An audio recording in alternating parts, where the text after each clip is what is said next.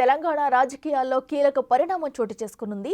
Justice PC Ghosh నేతృత్వంలోని commission రూపొందించిన నివేదికను ఇవాళ ప్రభుత్వానికి సమర్పించే అవకాశం ఉంది. ఈ నివేదికతో పాటు ఇప్పటికే విద్యుత్ సంస్థల్లో అక్రమాలపై జస్టిస్ మదన్ భీమ్రావ్ లోకర్ కమిషన్ సమర్పించిన నివేదికను కూడా ఇవాళ జరగబోయే కేబినెట్ సమావేశంలో ప్రవేశపెట్టనున్నట్లు తెలుస్తుంది. ఈ నివేదిక అందిన తర్వాత ప్రభుత్వం తదుపరి చర్యలు తీసుకునుంది.